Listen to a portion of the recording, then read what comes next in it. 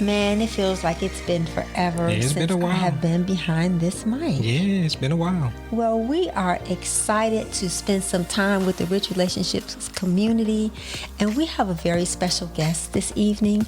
You know, we love to talk about love and relationships, but love is not just you and another person. The love that we really want to cultivate and focus on is the love that we have for ourselves and God, and we have the perfect guest to do that today. We have JayJay Braggs, and she is going to share with us her unique love story. So that's going to be coming up next on this episode of the Rich Relationship Podcast with Gil and Renee. Welcome to the Rich Relationship Podcast with Gil and Renee, where amazing things happen. Our goal is to help build, repair, and restore healthy relationships. Our primary focus is on the marriage relationship. However, the topics are applicable to the relationships that we value most. Remember, we're stronger together. Let's grow. Well, Miss JayJay Braggs, we really appreciate you hanging out with us on this episode of the Rich Relationship Podcast with Gil and Renee. Thank you for joining us. Hi, thank you so much for having me. I'm excited to be here. You know, JayJay, I look at your name, your last name. When you and I were dating, we used to play video games and we would always put rag as our name. And I see that in the middle of your name. So you have already won our hearts. Good. So tell us a little bit about just who you are as a believer and who you are as a woman. Please share that with us. Share with our audience who you are. Yeah, absolutely. So, like you said, my name is JayJay. I was officially born Janea Braggs, but it's a funny story. It was hard for people to remember, I guess. And so when my family and I moved to Las Vegas and we started going to a church here, the first person I met who later became and is still one of my best friends was like, yeah, girl, I'm not going to remember that. I'm going to call you JayJay. And it's stuck ever since. So she laughs at the fact that, 20 plus years later, I am still using the nickname that she gave me. But I am really just experiencing life, if I could sum it up really quickly. I am, I've grown up as a very follow the rules, checklist kind of person. And there was a period in my life where I really just kind of did what I was quote unquote supposed to do, without kind of questioning if that was even what I wanted to do. So in my late 20s and my early 30s, I'm 33 now. So within the last couple of years, I've really been on this journey with not only, myself, but of course with God, and really just trying to figure out who is Janea, who is JayJay, what does that mean? What kind of life does she want? And how does that relate to the purpose and the life that God wants for me as well. So it's been a journey. It's been a ride, and I am just experiencing, really trying to be open and listen and accept guidance and to what this next phase of my life looks like. That sounds so amazing that you already sound like you said you followed the rules, but you already sound like you got your feet firmly planted on the ground and you just learning to really adapt to all the changes that may be happening. But also you sound very, very comfortable with being who you are. Yes, I am. And thank you for saying that, because it's actually been it's been a journey. There was a point in college where I just kind of fit the mold. I did what I thought I was, again, quote unquote, supposed to do, what everyone expected of me, especially, growing up in the church. And this was not a horrible thing, but, everyone was, oh, you're going to be this and you're going to do this and it's going to be.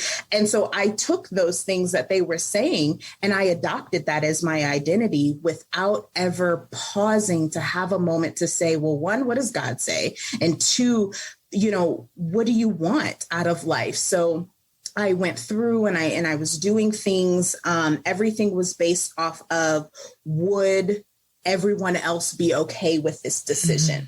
And that was kind of my guiding path for years, where I got to this point and I was like, I'm doing things that I think would make everyone else happy, but I am inside miserable. And what do you think made you miserable? Was it the doing what they said or not knowing what you wanted? Not knowing what I wanted. And there was a point in time where I was really frustrated and angry that I listened to them, or that they gave me, their ideas and thoughts for my life. But I don't think I know it wasn't malicious. It wasn't meant to do any harm or anything like that. But I was angry with myself that there was no point in my time of growing up that I think there was ever either a conversation or anything that taught me how to think for myself, how to make decisions for myself, how to figure out what I want, what I don't want, and then how to even trust myself in that process of, if I make the wrong decision, that I will know how to come out of that decision, or that I have a support system around me that can help me. So that once I started getting to the root of it, that was the frustration that I just didn't know how to make a decision. On our show, we kind of always talk about the love relationships and marriage and people who are in long-term relationships. And that's kind of like the focus. And just like having you on the show, because you're single, correct? Correct. Okay. So just because you're single doesn't mean some of the same things are not applicable that we talk about on the show. So I want you to kind of talk to some of the single people, because we don't get that too often on our show. So you're going to actually be speaking for the singles right now. So we're not putting too much pressure on you. Yeah, we're not going to put pressure on you. Okay. So I want you to share with them some of the relationships that inspired you. Yeah. It was rocky to start off, because, and again, I think everyone says, or at least in my life growing up, it was like, oh, your singleness is for you. Figure out what you like, what you want, what you don't like. And I was like, so you just want me to like go out there and experiment? Yeah, that sounds very risky. And I am not a risk taker. So nope, not doing that. But I think that was kind of the beginning and end of the conversation. It was never like, like, trying things that you like. Do I like to hike? I don't know. Well, let's go on a hike on Saturday. Like even little things like that. And then in my life, how do I want to live? There's a thing that I go by, and when I'm making a decision now, that I've come to the realization of, if it gives me peace, then I know that that's God and I need to go that way, or I need to take the risk and go that way. And I have prayed and worked through the difference between peace and fear, and letting that work. So I really started to do a lot of inner work. I was also I don't know if I would say angry, but I was very upset that at 27, 28, I had found myself in this point where I looked up like, what am I doing? Who am I? And I didn't want to hear, to be honest, the single talk. I didn't want to hear it. I thought I lived in a dream world that, okay, if once I get this relationship, things will be okay. Let's pretend to be happy. I felt like I was really pretending to be happy in my singleness, all the while waiting to find a spouse or, meet a spouse. And then boom, life, quote unquote, life would start.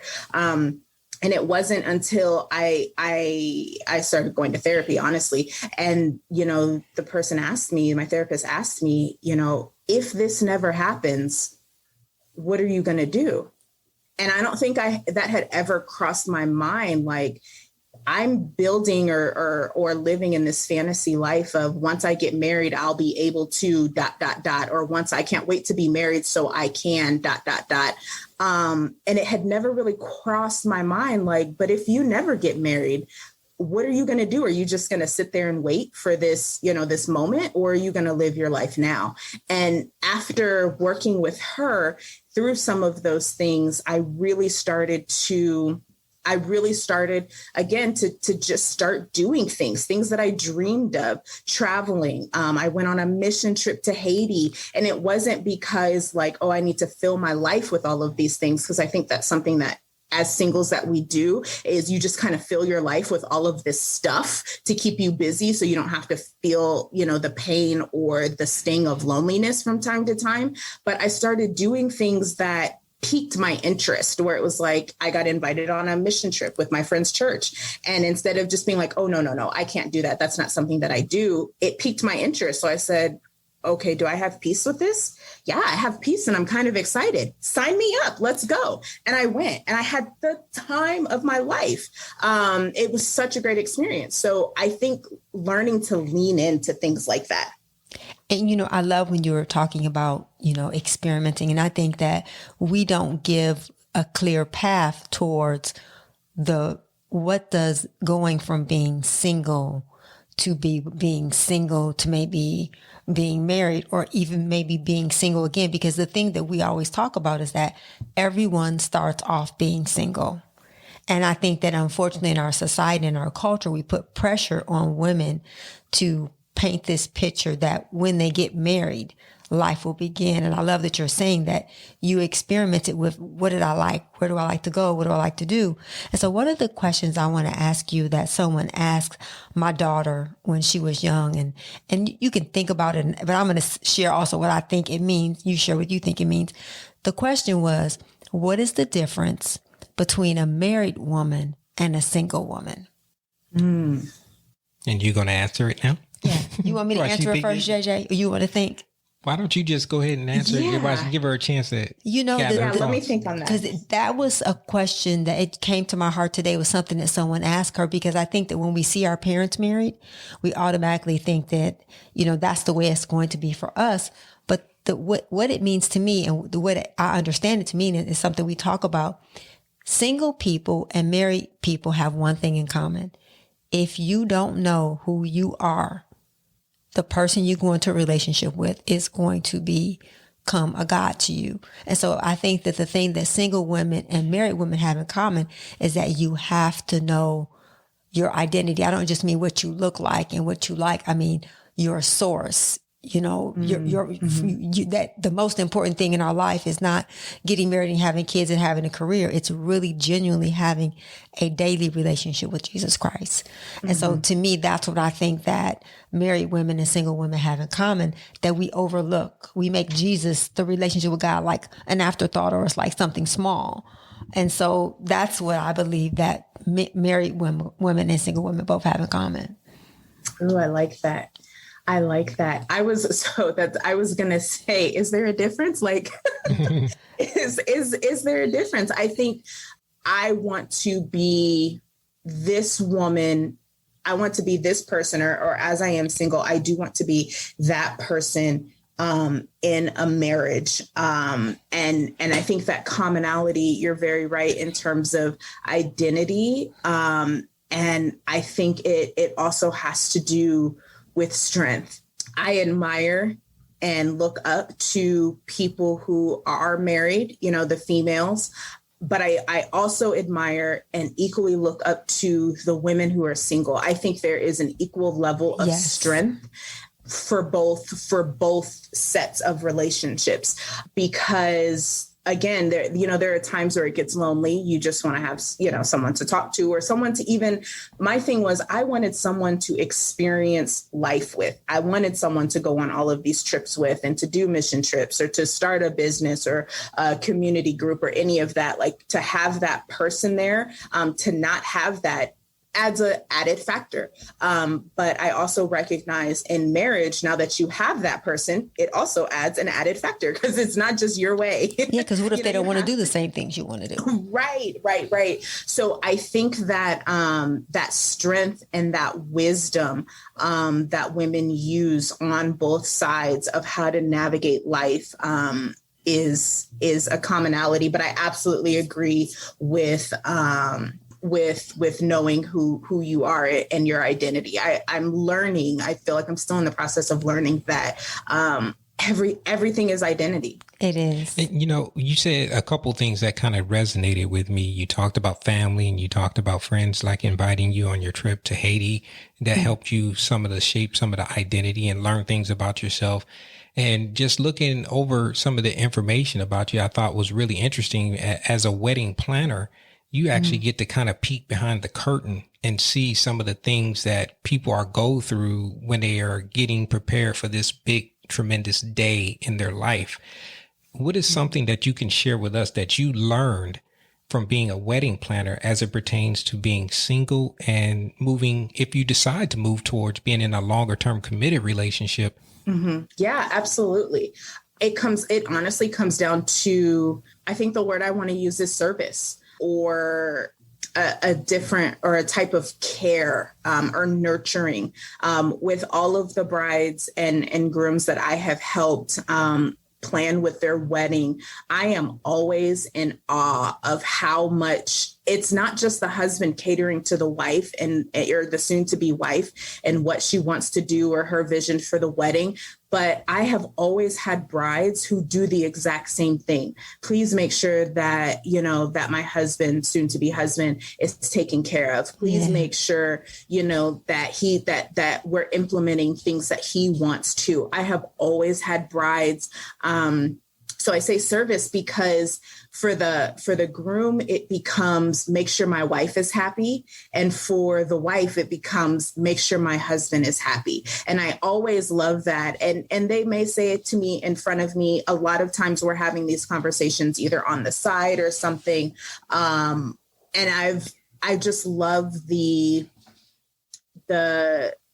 beauty of it. I have been blessed enough to not have any crazy, any crazy or groomzillas or grooms. Yeah, nothing like that. I have really had all of my weddings. They have just wanted to celebrate that milestone of marriage with their family. They have all been easygoing.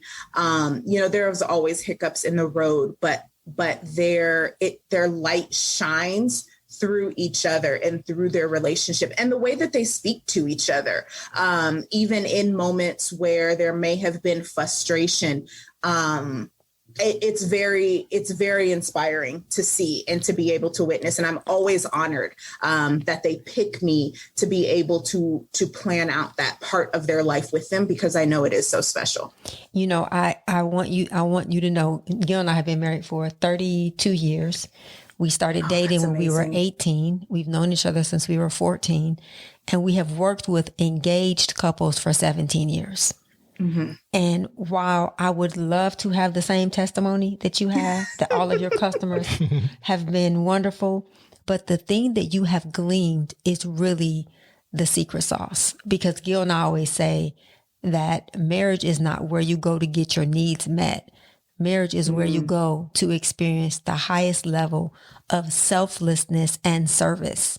And so you really are onto something by knowing that, because there are people who are married and have been married and don't know that. So don't lose sight of that. Remember that, because as you understand that the importance of it is to serve, I'm praying that the person that finds you will have that same understanding. And that's what makes it beautiful, is when you try to outserve each other.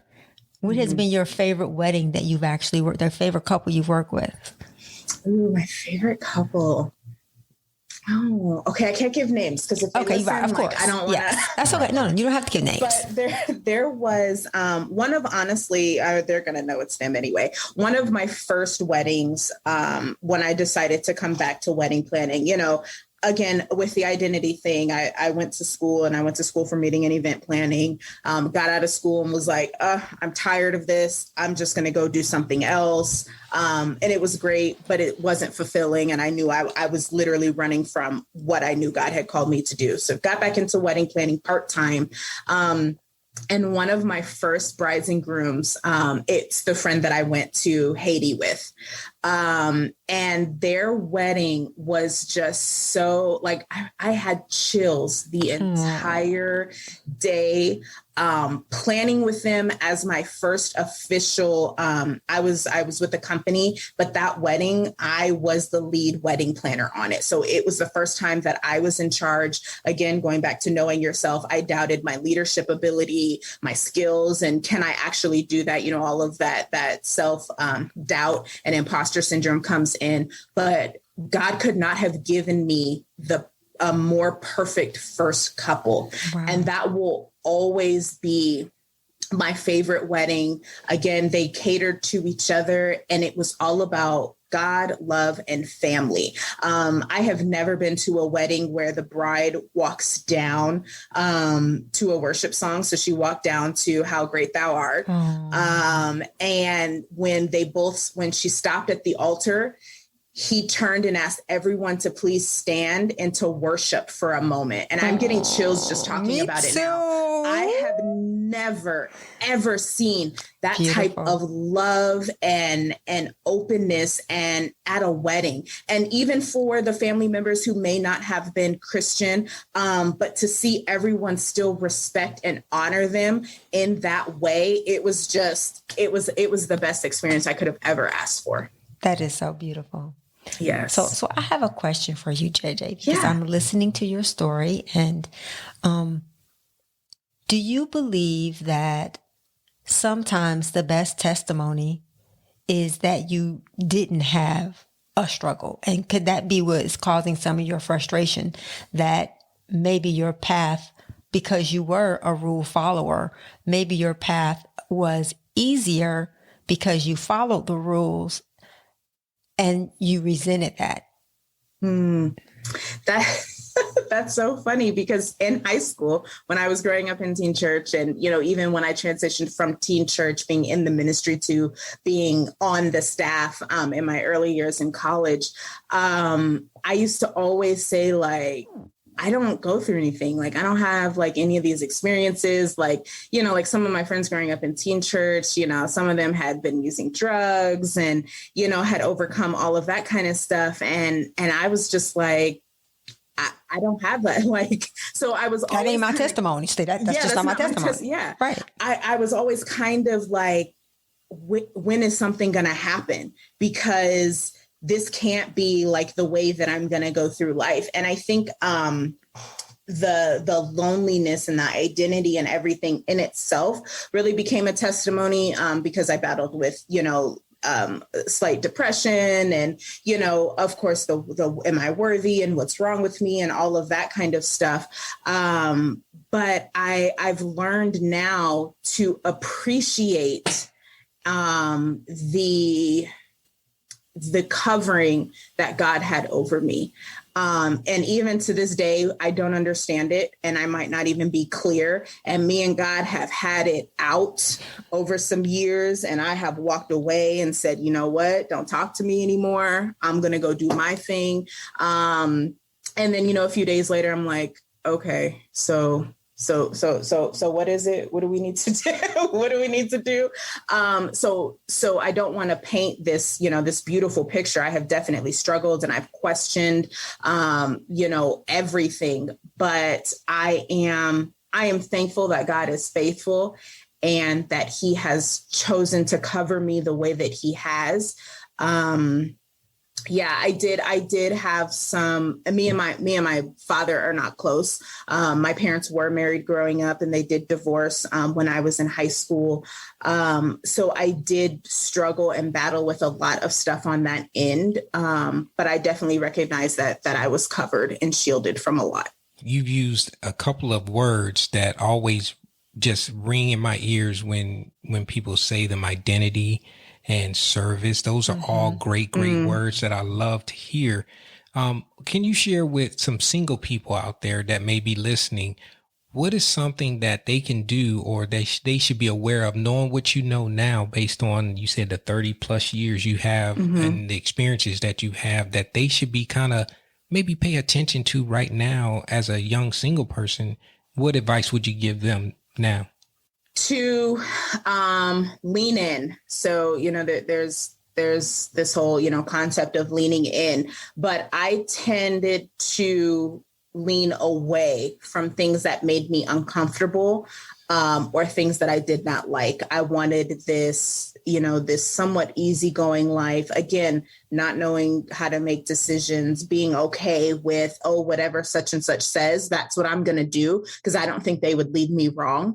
And they definitely wouldn't, but that may not have been the best decision over my life. So to really lean in to those moments when you are uncomfortable, when you feel that sting of what am I doing? where am I? What's happening? Where am I going? Lean into those moments instead of trying to distract yourself, which is what I did a lot of. I would, start up another thing, another project so that I didn't have to think of it. I would go. I used to, I was working part-time for an airline. So when it was like a long weekend and I had 3 or 4 days off and I didn't want to be myself, well, I would pick up double shifts. So I'd work 16 hours for 2-3 days. So I didn't have to think and face reality. And that is not a process that is going to get anyone very far. We have to lean into those moments where we are uncomfortable.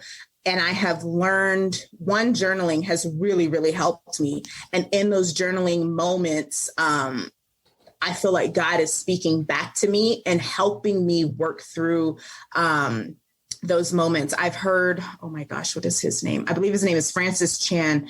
Once he taught something on, yea, though I walk through the valley of the shadow of death, I shall fear no evil. And so he's like, everyone talks about praising God, yes. He was like, but it's yea, though I walk through. You still have to walk through it. And it's going to be uncomfortable. It's not going to be pleasant. It's not going to be the most enjoyable time, but yea, though that you walk through it, you're going to get to the other side and you're going to be okay. And that has always stuck with me because I'm going to have to do the work. I'm going to have to crawl. I'm going to have to cry. Maybe I'm going to have to ask those hard, tough questions. But just because I'm asking them doesn't mean that I am any less than, that I am a mess or any of that. It means that I am going through life and I'm leaning into things that are uncomfortable, again, to figure out who I am. Yeah, I love that. We are really big. I always say I am an identity coach because I realize that in dealing with women, when you don't know who you are, then you can't give yourself away. And so I love what you're saying as far as leaning in, having people around you who can see the greatness in you and they can encourage you and remind you. And then, like you said, to writing is so important to cataloging and pinpointing where you are in your journey. If you could do one thing different today that you would practice for the rest of your life, what would that one thing be? Ooh, you mean like other than like working out and eating less burgers? You can pick whichever area you think would be the most beneficial to your life. If I could do, that's a really hard question, because if I did something different, I don't know that I would be the same person today. And as much as it is, I definitely have regrets and I definitely wish I would have done some situations better, but I know that they have taught me a lot, even at the cost of the hurt that I may have caused someone else. And I definitely don't enjoy that part. And I'm apologetic and remorseful and ask for forgiveness for those things. But I don't know that I would do anything different other than trusting myself more. I love that. Believing that I know something that I've been telling myself for the last couple of years, especially on entrepreneurship, is that I'm capable. It's so easy to think that I don't know all of the things. I don't have all of the accolades. I don't have all of the degrees, or, you can just make a long list of stuff. But even in spite of that, I am capable of taking the next step. I am capable of figuring this out.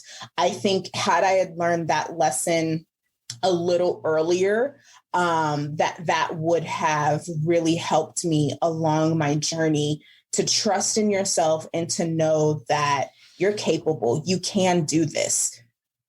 You mentioned that word entrepreneurship. Why don't you tell people what you're working on now, and if they want to get in touch with you and find out some of the things you're working on, that they can connect with you? Yeah, absolutely. So right now, the pandemic was a eye opener. I thought I had a quote unquote secure job. And then when I got a notice that said, hey, we might need to furlough you, I was like, wait, what? Yeah. I've been with y'all going on 9 years. Hold on, what are you talking about? Right. So that was the moment that I needed to say, you know what, God, you've been, again, running from this entrepreneurship. You have a gift. You've invested in yourself, and you need to believe that you are capable of figuring this out. So I went full time in my business in 2020, September of 2020. And it has been amazing since. While I no longer offer wedding planning services, I am helping small businesses with their events, their business events. I love working with small businesses, their drive and the connection that they have to serve their community. So I love to step in and help them on the back end of the project planning aspect, because I know that can be so overwhelming, especially for a visionary entrepreneur, a visionary business owner. They don't have time to be in the weeds of managing a project. And because of the pandemic, I added to my business, offering that on a digital level. So for digital products and services for people who are launching, whether it's courses or digital, any other type of digital project, or a subscription box or any of that. So that's what I've been up to. I am enjoying the ride. I am learning a lot along the way. And there are days that I wake up and I'm like, God, how? Like, if you would have told me in March 2020 that I would be sitting here, I literally would have rolled my eyes at you because I didn't believe it. So yeah, so I am just in there. I am leaning into my strengths. Real quick funny story. Growing up in teen church, they gave us the spiritual gift test, and my spiritual gift was always teaching and administration. Mm-hmm. And again, I would always roll my eyes because I wanted the fun one of preaching or evangelist, or, like, hey, give me, why can't I sing? Like, I would love to sing.